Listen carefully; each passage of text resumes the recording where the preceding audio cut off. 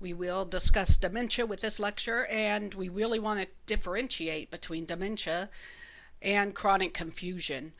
First of all, you need to understand that dementia is a general term that describes a chronic confusional state or a decrease in cognition over time.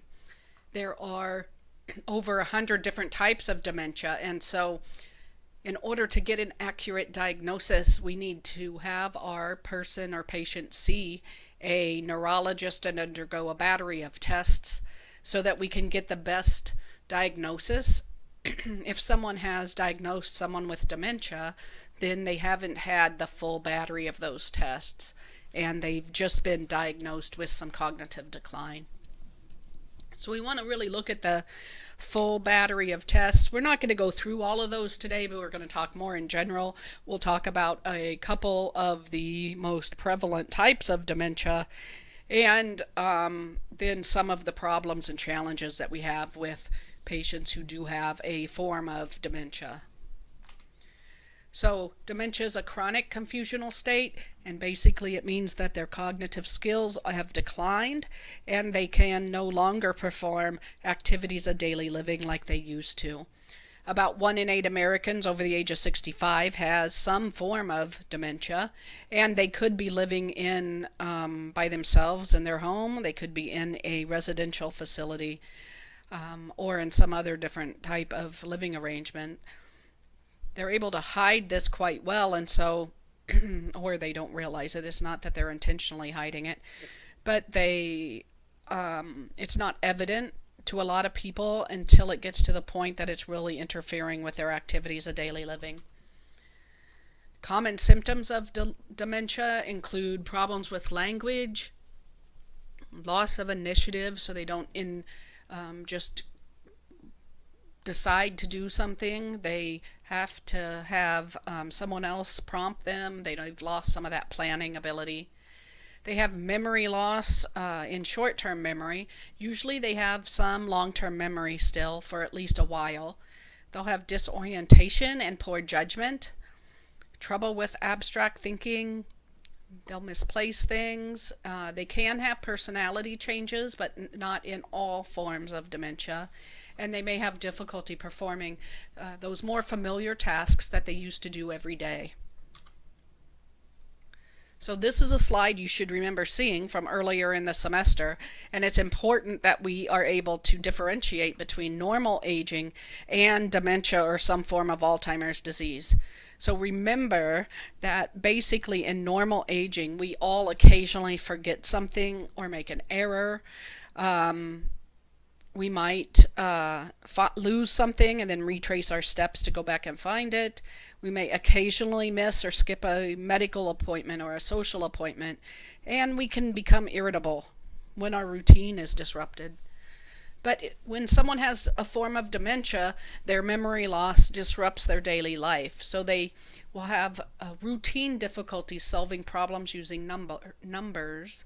They will struggle to perform daily tasks like driving, managing finances, maybe using the stove or the microwave. They will have trouble reading, determining color, and judging distance. They will often use a wrong word or forget a word, and they will lose things and they can't retrace their steps to find them.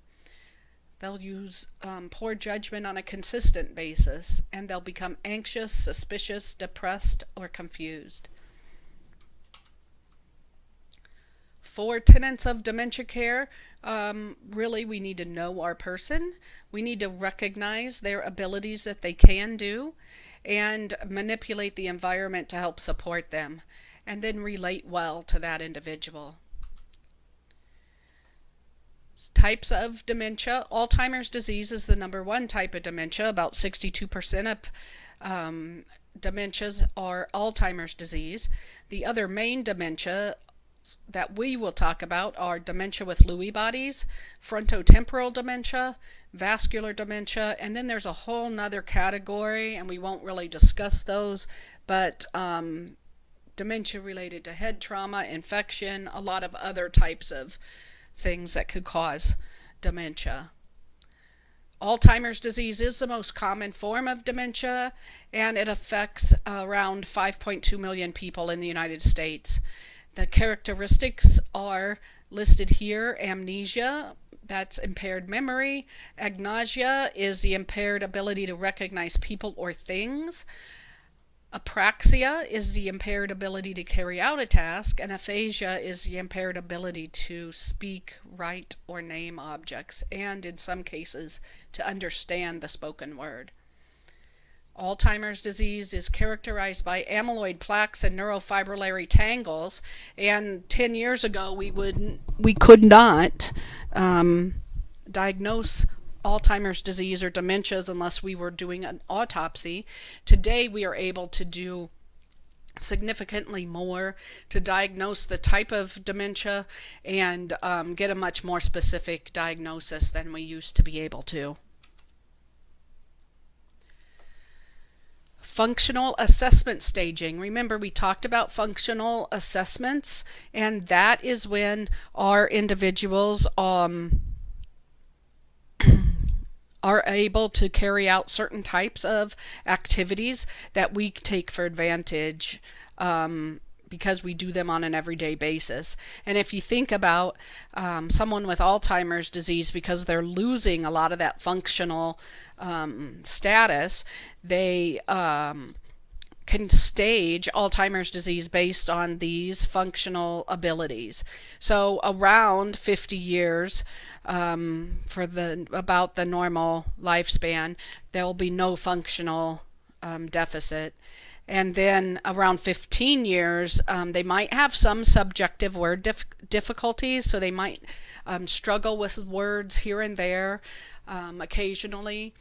And then they'll begin to have a decreased functioning that is in certain environments and settings, like employment settings or volunteer type settings, and that's more compatible with possible Alzheimer's disease onset in quite a few places. It lasts around 7 years. The next stage is a decreased ability to handle complex tasks such as finances or planning dinners for guests, and this is considered mild Alzheimer's disease. It lasts around 2 years. They progress to requiring assistance in choosing proper clothing. That lasts around 18 months, and then difficulty in dressing properly, requiring assistance with bathing, losing the ability to handle the mechanics of toileting, and then they'll progress to urinary and fecal incontinence. And you can see the timelines there.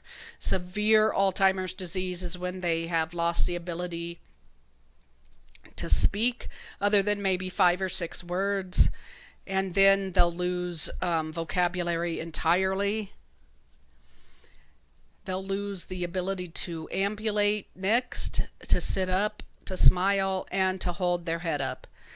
And of course this ends in death. So the stages are still pretty broad though, and so they could also be slightly different between each individual. So you can't just say, well, in stage 6 they're going to lose the difficulty or lose the ability to dress themselves. It might be slightly different in each and every individual, but this can kind of give people an idea of the staging and understand what might be coming.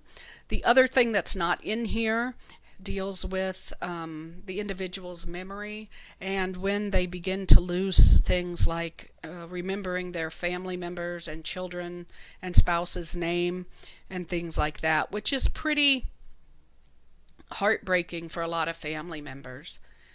Another staging system is called understanding dementia, and it has 7 stages, and it conveys a little bit more of some of those verbal mechanisms.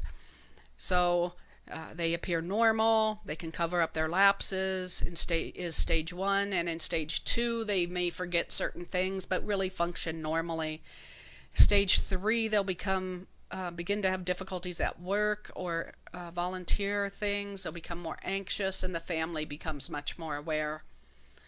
Stage 4, reduced ability to count, finds traveling difficult, and cannot manage their own affairs. Stage 5, needing help getting dressed, and by this time they're going to start losing familiar names. Stage 6 is when they start to need help with all those functional patterns, and then stage 7 is that real severe stage again. And they'll need assistance with feeding by that point too. There are a lot of different medications we might use to improve cognitive function, but they are not a cure. They may delay things a little bit, but and improve a slight amount, but it's still going to lose cognitive function overall. So you'll hear some of these. Donezepam or Aricept is a common one, and Namenda or Minitine is another very common one.